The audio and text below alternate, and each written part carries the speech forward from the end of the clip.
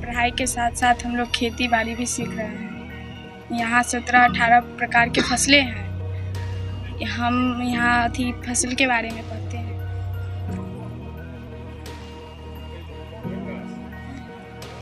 ये 10वां कर लेंगे तो उसके बाद एग्रीकल्चर क्षेत्र में यह अपना करियर बना सकते हैं, व्यवसाय कर सकते हैं। इस उद्देश्य से इनको कृषि बच्चों को स्वावलंबी बनाने के उद्देश्य से शिक्षा के साथ साथ उन्हें जैविक खेती के बारे में भी जानकारी दी जा रही है।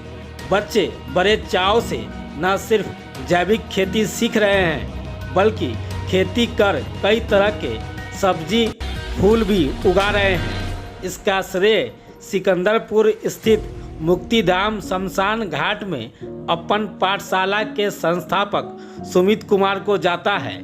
खेती कर रहे बच्चियों ने बताया कि अभी यहाँ खेत में 17 तरह की फसलें उगी हुई है।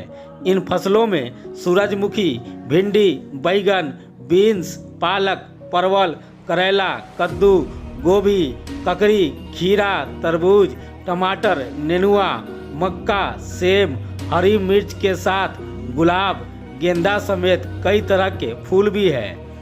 वहीं शिक्षक सुमित कुमार ने बताया कि ऑर्गेनिक खेती सिखाने का मकसद बच्चों को स्कूली शिक्षा के साथ साथ खेती का भी ज्ञान देना है ताकि भविष्य में ये इनके रोजगार और जीवन यापन का साधन बन सके। साथ ही ये बच्चे आने वाले समय में किसानों को जैविक खेती के लिए भी जागरूक करेंगे। सुमित की माने तो इससे बच्चों को भविष्य में रोजगार मिलने के अवसर पैदा होंगे, उनका जीवन आसान होगा। साथ ही ये बच्चे स्वावलंबी बन सकेंगे। जैविक खेती से मिट्टी और जल की प्रदूषण में कमी आएगी। ये सभी बच्चे झुग्गी के रहने वाले हैं। इनके सर्वांगीण विकास के लिए खाली पड़ी जमीन पर उन्हें जैविक खेती करना सिखा रहे हैं। मुक्तिधाम परिसर में खाली पड़ी जमीन का सही प्रयोग भी हो रहा है। बच्चे शाम को खेलने के समय में यहाँ पर इनकी खेती के टिप्स लेते हैं। बता दें कि मुक्तिधाम सिकंदरपुर का शमशान घाट है। यहाँ पर बच्चों को मुख्य धारा से जोड़ने के लिए अपन पाठशाला पिछले 7 साल से चल रहा है। इस पाठशाला में वो बच्चे पढ़ते हैं जो शमशान घाट में आने वाले शव पर से बतासा, फल और मिठाई चुनते थे, कचरा चुनते थे। लगभग की माँ घर घर चौका बर्तन करती है। उसके बाद यहाँ पढ़ने आए। पढ़ाई के साथ साथ हम लोग खेती बाड़ी भी सीख रहे हैं। यहाँ 17-18 प्रकार के फसलें हैं। हम यहाँ फसल के बारे में पढ़ते हैं और मौसम के हिसाब से पहले खेत को तैयार करते हैं, मिट्टी को तैयार करते हैं, फिर चयन करते हैं मौसम के हिसाब से कौन सा फसल लगेगा। उसी हिसाब से हम लोग फसल लगा के फसल सीखते हैं। अभी क्या क्या रोपे हो यहाँ पे?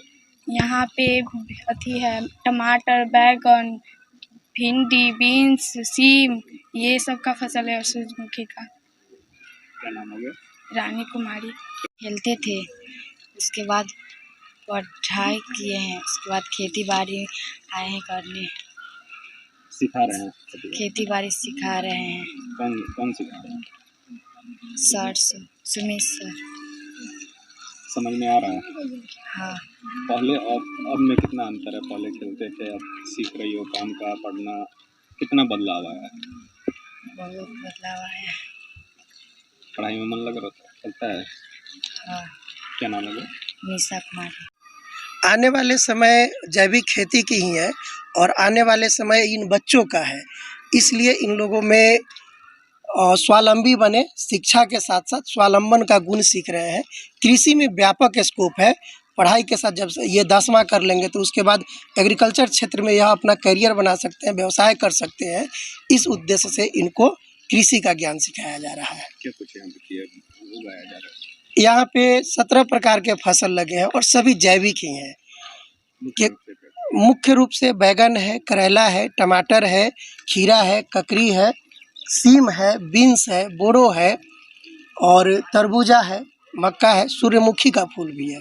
इन बच्चों को यहाँ सिंचाई के साथ साथ खेती की तैयारी कैसे करते हैं यह सब सिखाया जाता है। पहले की अपेक्षा इन बच्चों में अब कितना बदलाव आया है? पहले क्या करते थे?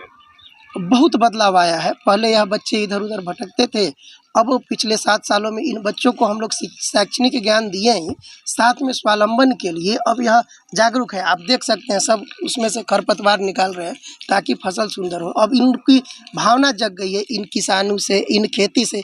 इनको लगता है कि मेरा खेत है और इसकी मुझे सेवा करनी चाहिए। ये सब बदलाव हुए हैं।